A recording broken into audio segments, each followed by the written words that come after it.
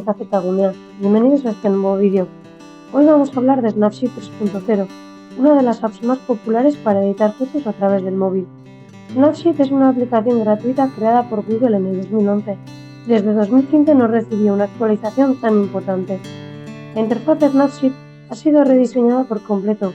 Han cambiado de aspecto todas las opciones que incluye. La actualización está disponible para dispositivos iOS y Android. En la nueva versión 3.0, al abrir una foto, en la parte inferior veremos tres grandes opciones principales. Vamos a ver lo que encontramos dentro de la nueva app. En el primer bloque, comenzando por la izquierda, encontraremos diseños.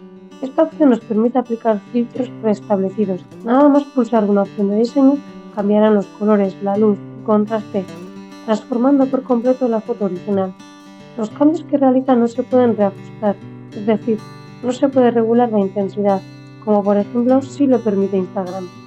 De esta forma tenemos en un solo toque fotos en blanco y negro o con unos colores vintage. Si quieres comparar con la original, basta mantener pulsada la foto. En el segundo bloque nos encontramos con la opción favoritos.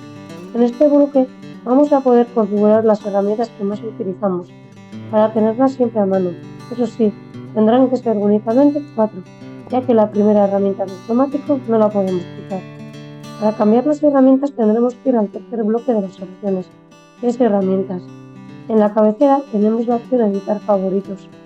Pulsaremos en ella y deseleccionaremos la herramienta que queremos quitar para posteriormente añadir la nueva. Daremos a hecho y de esta forma ya tenemos los favoritos personalizados.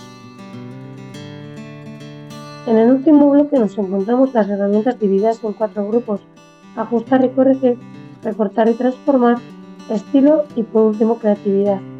En ajustar podemos mejorar la imagen de forma técnica, ajustar brillos, sombras, calidez, desenfocar partes de la imagen, incluso mejorar la nitidez con la herramienta detalles.